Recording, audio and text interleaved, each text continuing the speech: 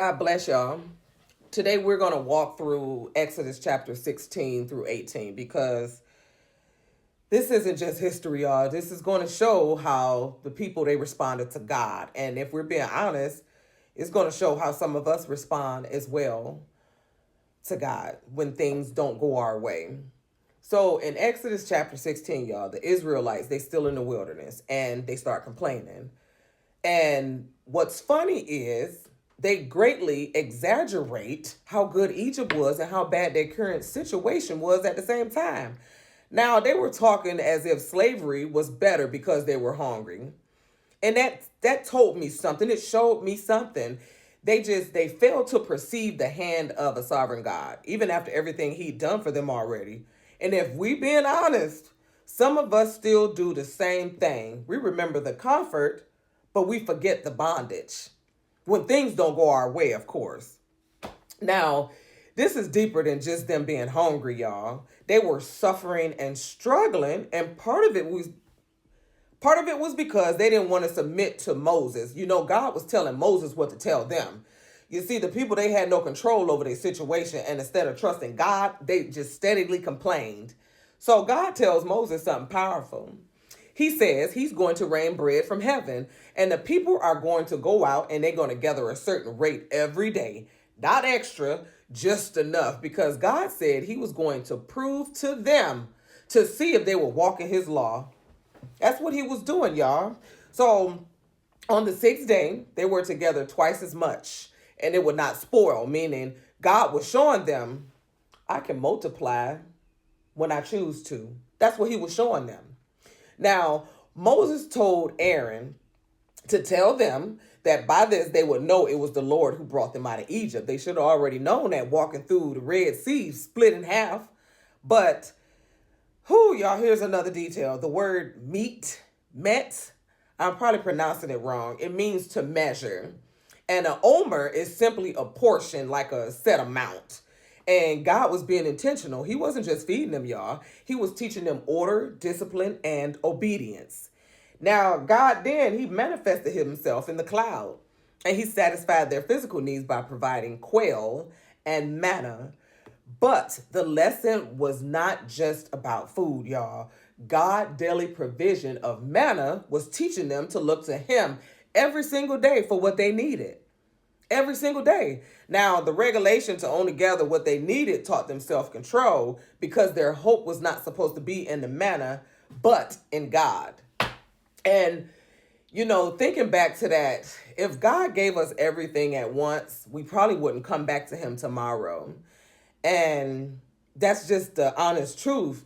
The greatest danger that Israel was facing wasn't starvation at all. It wasn't. It was the wrath of God because of their disobedience. Now, moving on to chapter 17, y'all, they get thirsty again.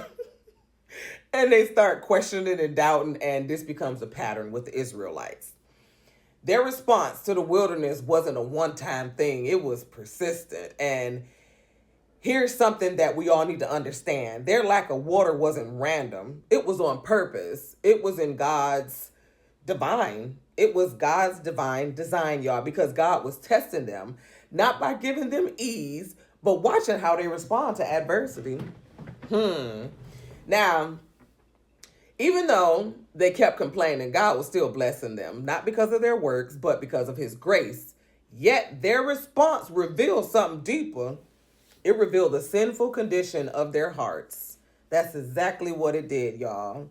Now, moving on, Moses, he then strikes the rock and water comes out, and he names that place Massa, which means test. Now, in Meribah, that means quarrel, because that's exactly what they were doing, testing God and arguing. The Israelites, they kept doing that. The word chide, that means to scold or contend. So what is powerful is that moment, it doesn't stop here. Massa and Meribah are referenced throughout scripture because they represented people who saw God move but still didn't want to trust him. Then they came upon the Amalekites and they attacked them. But this wasn't just a battle, y'all. It was an opportunity. Opportunity for Israel to display their confidence in God's desire for their good. because every attack is not meant to destroy you. Some are there to reveal where your trust really lays. Moses goes up on a hill when he sees this occurring with his hands raised, y'all. And as long as his hands was up, Israel was winning. But when his hands dropped, they started to get defeated by the Amalekites. And here's the simple but powerful part. Moses got tired. He sat on a rock for support, and Aaron and held his other hand up. And that shows that he had limited strength. God is all powerful, but without him, we're nothing. And sometimes even the leader needs help to stay lifted. And that leader of them was Moses. Now, moving into chapter 18, Moses' father-in-law, he came up and he hears everything good that God did, including the protection and deliverance of the Israelites. And he brings Moses' wife and his children back to him. Now, it's not stated when Moses sent them away, but if you think about it, maybe he was scared for their safety during everything that was happening, or maybe he couldn't handle being a husband and a father at the same time by leading the Israelites to freedom. Now, that's real. We're gonna talk about Jethro, which is Moses' father-in-law, y'all. Jethro praises, or should I say rejoices with Moses and praises God for his grace towards the Israelites. Now, that's interesting because Jethro came from a people who were usually idolaters.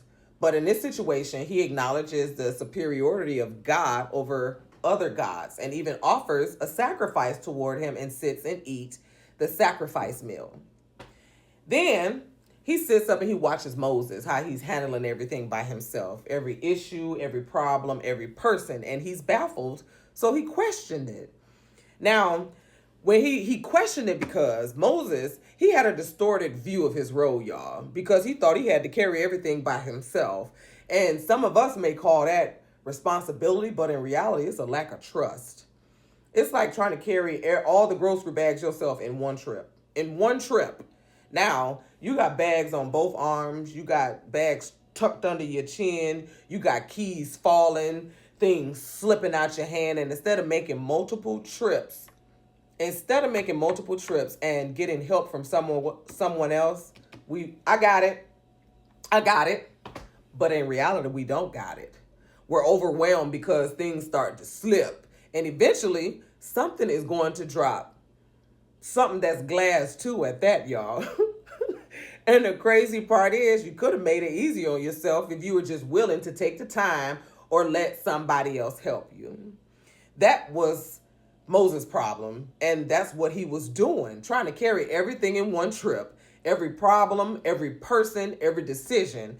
Now, while he was doing all that, he was wearing himself out, y'all. He ain't had no time to be a father, no time to be a husband, and he was slowly breaking under something God never told him to carry alone. Never told him that. He was trying to handle everything. Now, trying to handle everything is like carrying every grocery bag in one trip. Like I said, you think you're being strong, but really you setting yourself up to drop something. And some of us, we are overwhelmed because life is heavy. We're overwhelmed because we won't put anything down. We won't. Now, Jethro tells Moses plainly, this isn't good. He tells him to stop dealing with people individually like that and start handling things collectively, because Moses, he couldn't manage it on his own, y'all. He needed a strong team. And keep in mind, he was dealing with over 2 million people. So Jethro tells him, you're going to wear yourself out. That's exactly what he told him.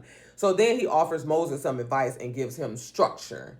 He tells him to prioritize teaching the people God's principles, showing them how to live, and giving them guidelines for handling their problems, y'all.